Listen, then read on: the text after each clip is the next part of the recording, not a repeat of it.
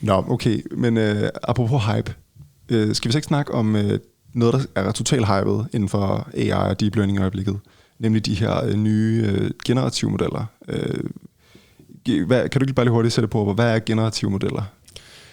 De generative modeller er sådan en hel genre af modeller, der har forskellige teknologier i bunden igennem tiden. Men sådan fælles for dem er, at du giver dem noget data, typisk er det nemmest at forstå med billeder, og når de så har set nok af en bestemt type billeder, så kan de generere flere af dem, basically. Altså det klassiske machine learning eksempel med en model, der kan kende forskel på billeder af hunde og katte, og så kan den sige hund eller kat, og her man viser den. Den her, der viser du den i virkeligheden billeder af hunde og katte, og i stedet for at sige, om det er hunde eller katte, så laver den bare flere billeder af hunde og katte. Og det har altid været, altså det har man faktisk kunnet noget tid og sådan noget. Og det er også sådan en løsning, der har ledt efter et problem, som man siger, det er også altså super fedt, nu har vi uendelige kattebilleder. Og det har der også været lidt sjov med, og der er også mennesker, der sætter pris på uendelige kattebilleder. Men sådan, hvad skulle det lige blive til? Nu er der så på det sidste, har man fundet ud af at guide de her modeller, så man kan skrive tekst ind i dem, og så foregår der nogle rimelig langhårede ting, der gør, at du kan guide den her generative proces til at skabe billeder af hvad som helst, men hvor det ikke bare er tilfældigt, hvad der sker, men du faktisk kan styre indholdet, så man kan skrive bed om at se en indjørning, der drikker milkshake for eksempel, og så kommer der faktisk et billede af en indjørning, der drikker milkshake og sådan noget, som der har givet det sådan en helt ny vinkel og en ny kraft bag sig, og så kvaliteten, størrelsen af de her billeder er eksploderet. Sådan koherensen, siger man, altså hvor meget ligner det en feberdrøm, og hvor meget ligner det faktisk et rigtigt billede. Der er det blevet meget mere et rigtigt billede, og indtil for relativt nylig, så var det nogle mega seje, men også sådan meget, meget creepy, mærkelige billeder, der opstod. Jeg kan virkelig anbefale lytterne at prøve at gå ind og se nogle sådan gamle generative billeder. Det ser sådan helt, det ligner, man kigger ned i hjernen på en eller anden, der har taget nogle virkelig sjove stoffer. Ja, fordi det startede jo her for ikke forfærdeligt længe siden med den her DALL-E 2. Ja, her tænker jeg faktisk længere tilbage nu, altså med nogle af de sådan, altså det, i virkeligheden det generative, kan man argumentere for, eller ikke argumentere, det går helt tilbage der, hvor jeg startede tilbage i 7, i 16, med modellen der kunne generere ting, der mindede den om bil, fordi den var trænet til at spotte bil og sådan noget. Og hvis man går tilbage til noget af det, prøv at google, så man kan stave til inceptionism, altså bare google inception machine learning, så tror jeg, at I finder nogle helt trippy ting. Ja. Hvad hedder det? Ja, men der er jo kommet de her nye sådan DALL-E-modeller, eller modeller, det er jo den mere specifikt den DALL-E 2. Det ved jeg ikke, om jeg har, det er sikkert nævnt i introen, men du skriver jo en del om hvad hedder det, kunstig intelligens og deep learning og så videre på LinkedIn. Og jeg har nyt at følge med i dine eksperimenter med DALL-E 2. Det er mit indtryk, at du har fiflet en del rundt med den. Det må man sige. Ja, og der er jo så siden, altså der er ideen om det her med, at man kan skrive noget tekst, og så generere den som et billede af det, du skriver. Sidenhen er der så også kommet en open source version, Stable Diffusion, som kan det samme. Nu ved jeg ikke, jeg har ikke prøvet DALL-E 2, men vel nogenlunde samme kvalitet, eller hvordan? Ja, det er lidt kringlet. DALL-E 2 vil jeg stadig argumentere for, at den der sådan leverer den bedste kvalitetsbillede, og den bedste evne til at gøre præcis som du siger. Udfordringen med DALL-E 2 er også, at det er også den, der sådan tager dig mest bogstaveligt. Og det bliver hurtigt en charme, når man har arbejdet lidt med det, fordi du bliver virkelig frustreret, når du bruger dem, når de ikke gør, som du siger.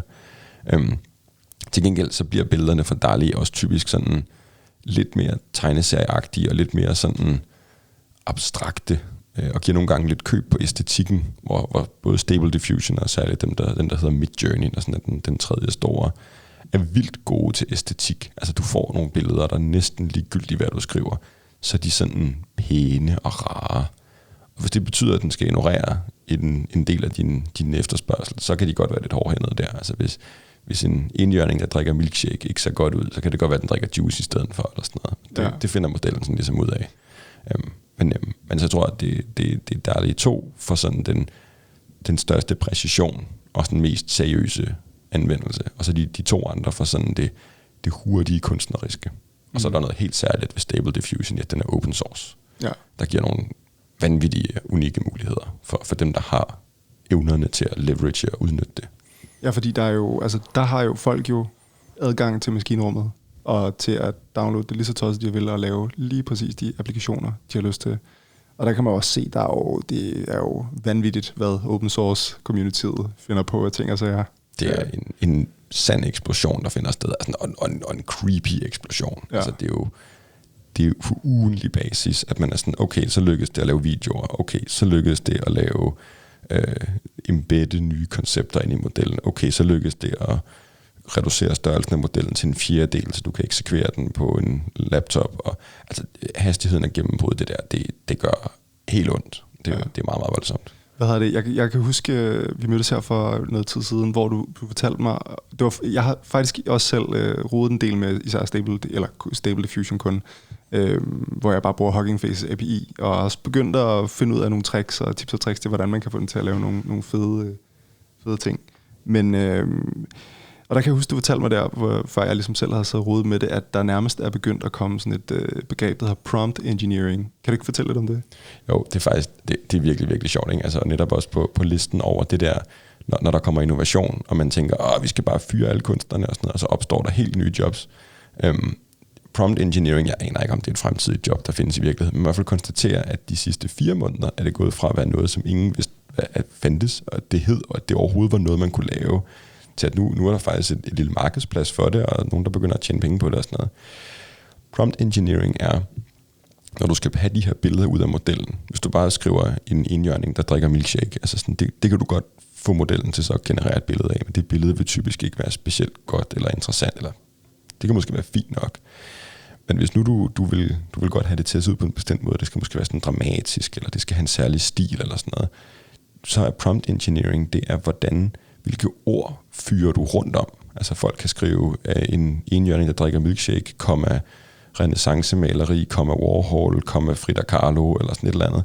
Og så vil modellen tage sådan på forunderlig vis at merge stile af kunstnere og perioder og sådan noget. Det kan også godt være, at der skal stå dramatisk belysning, eller høj detaljegrad, eller sådan noget. Og det vil ligesom at dosere, for jo mere du fyrer på af det, jo mere fratager du også det at lade de indledende koncepter guide modellen. Så er der teknikker til at vægte de her begreber og sådan noget, sådan så du måske kan sige, om det skal være 80% Frida Kahlo og 20% Andy Warhol og sådan noget. Og jeg tænker, at lytterne godt begynder at mærke sådan, okay, det er faktisk et kaninhul, der stikker dybt. Ja. Det der med at sidde og snit, og det er fascinerende, for du har ikke meget arbejde med din sætning eller sådan noget. Men jeg kunne sagtens se en fremtid for mig om et år eller sådan noget, hvor det er en seriøs grafisk design-disciplin at sidde og være prompt engineer, og så forstå, hvordan spørger jeg de her modeller, så jeg får gode, konsistente resultater. Og man skal, at det kræver en stor viden om alle verdens kunstnere, det kræver en stor viden om stilarter, det kræver også en viden om, hvordan de her stilarter er kommet til udtryk og blevet husket, fordi de her modeller trods alt er jo bare trænet på, hvad folk har labelet dem. Så hvis folk har en anden forståelse af, hvem Frida Kahlo var, end hun egentlig var i virkeligheden, så er det forståelsen, der altså gælder. Så kan man være nok så meget kunstkritiker. Du kan ikke diskutere med modellen. Du må lære dens særegenskaber. Jeg synes på en eller anden måde, nu har jeg så rodet rigtig meget med det, og faktisk billedet, eller hvad skal man sige, logoet til den her podcast inde på Spotify, er genereret med Stable Diffusion. Og det er sådan en mand, jeg tror, jeg skrev sådan noget, illustration of a man floating in space while working on a laptop, eller sådan et eller andet. Og så nogle prompt engineering ting bagefter, som sådan noget futuristic og hyper detailed, og sådan, og så prøvede jeg ligesom fordi så kommer den med noget, men så ville jeg gerne forme sådan stilen, og så fandt jeg på at finde nogle illustratorer fra sådan noget 40'erne, 50'erne, og putte dem ind over, en eller to af dem, og så man kunne se, med det samme kunne den ligesom fange de der ting, og forstå, hvad skal man sige, konceptet. Og jeg synes især, det virker godt til sådan nogle lidt mere abstrakte ting, hvor det ikke gør noget, at der er lige et eller andet, der er lige sådan lidt, de mangler måske lige en finger, eller et eller andet, og sådan, det er okay. Men jeg har lagt mærke til, at det er også en kunst, det der med, på en eller anden måde, så finder man også ud af, hvad for nogle ord, der er nemme at visualisere, eller hvad for nogle ord, der i særlig grad har noget visuelt tilknyttet til sig. Er det også noget, du har oplevet? Eller sådan? Ja, jeg er helt sikker. Altså, når jeg snakker med folk om det, så er der mange, når de sådan er kommet ud over den sådan indledende, kan jeg få en ubåd, der ligner en banan, eller sådan et eller andet, så er de sådan, okay, hvordan ser kærlighed ud? Eller sådan et eller andet. Ja, altså, og det er jo super som om den spørgsmål. har alle svarene på præcis, alt. Og du kan sagtens bede den om at illustrere kærlighed for dig. Så min erfaring er, at modellerne gør forskellige ting. DALL-E vil typisk give dig billeder af hjerter, eller sådan et eller andet. Altså sådan, det er dens go-to-løsning.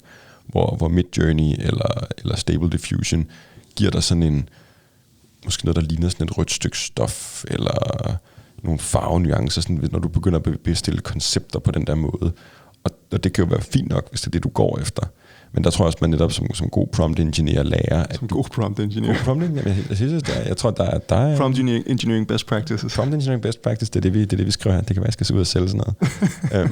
Finder ud af, at jamen, det nytter ikke noget at bestille koncepter. Altså sådan, du skal lave et visuelt produkt. Så hvis du vil vide, hvis du eksempel vil lave noget om kærlighed, så er du nødt til at... Altså, så skal du som prompt engineeren, eller kunstneren, vil jeg nærmest sige, jo så vide, okay, hvordan vil jeg repræsentere det? Fordi det er ikke nemt. Altså, okay, vil jeg gøre det med sådan en stereotyp blomster og hjerteformer, eller med farverne, eller skal det i virkeligheden måske mere ramme noget på følelsen med sådan sammenhæng, eller romance, eller sådan noget? Skal det være et glas vin og et bord med en dug, eller sådan noget? Altså, i sidste ende, så genererer du et billede, og det er det, der kommer ud.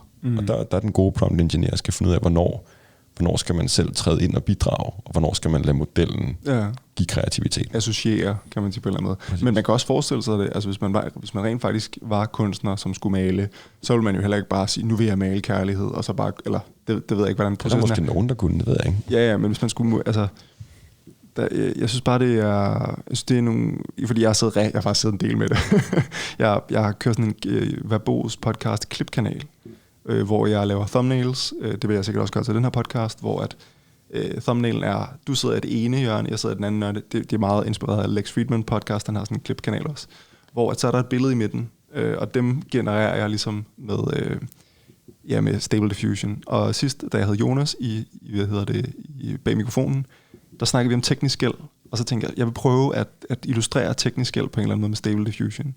Og så det kom så frem til en mand, der sad sådan på et skrivebord med sådan hovedet ned, og så havde han sådan elektronik, der lå rundt omkring, og han var bare tænkt, for helvede. Det er faktisk virkelig sjovt. Ja, og det var, på en eller anden måde, jeg blev bare bit af det der med, at, fordi jeg kommer også til at klippe den her ud i nogle samtaler, og prøve at illustrere dem på en eller anden måde som scener, eller som, ja, og det synes jeg på en eller anden måde lidt, så følger jeg mig sådan lidt, det er sgu lidt arty i sig selv på en eller anden måde, ikke? Jeg er spændt på at se, hvordan du ender med at få illustreret managementkonsulenter. Ja, det bliver nok noget med nogle business-mennesker. Men jeg lavede også en med, vi snakker også om et spørgsmål, som jeg også har tænkt mig at stille dig senere, med Jupyter Notebooks, hvor så skrev jeg sådan, så skal det være sådan noget med et skrivebord, hvor der står hvor Jupyter ligger på, eller står på, og så en åben notesbog ved siden af. Altså sådan nogle ting, ikke? Ja, helt abstrakte ting. Og det er sjovt, at du kan prøve sådan et koncept af på få sekunder, og se, hvordan ser det ud, hvordan føles det og sådan noget. Jeg skal lige dele min egen Stable Diffusion war story, fordi jeg synes, at det der med at prøve at generere thumbnails på den måde, det er super fedt og sjovt. Det tager fandme lang tid. Det tager lang tid. Men jeg havde fornøjelsen af, nu er vi jo begge to med i Dansk Data Science Community, skud ud.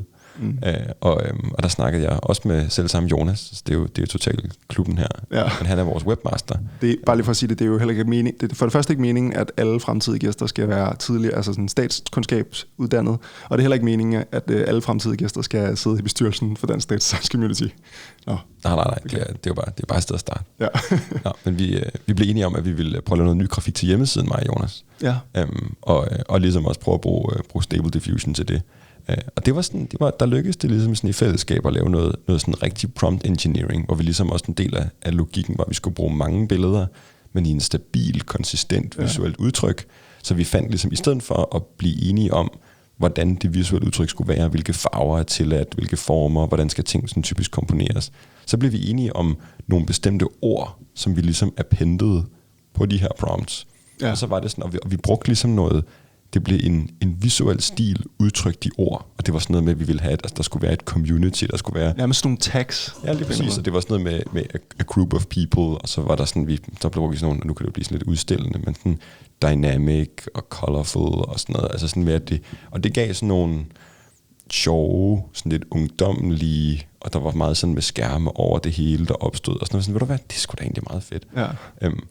Og den var stabil, den der stil. Så man kunne godt bede om, at så har de workshop, de her mennesker. Og så kunne man godt se, at det var sådan lidt den samme type mennesker. Og så sad de sådan i en workshop-setting, eller de ser et oplæg, og så var der en oplægssal, eller de mødes et sted på en open field, og sådan noget. Så var det igen de samme farver og samme stil, og sådan noget.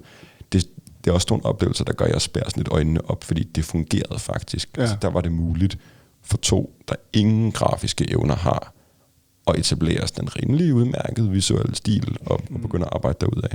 Det er virkelig sjovt. Men jeg føler virkelig også, at det tager sig lidt lang tid, må jeg nok sige. Så jeg ved ikke, om det er sådan en stable diffusion, men om det er sådan en gangbar metode at lave thumbnails på. Men jeg synes virkelig, at det kan noget, og som du også selv siger, man kan faktisk godt have sådan en stabil stil, hvis man sådan har nogle af de samme ting, der går igen, de samme ord, fraser og sådan.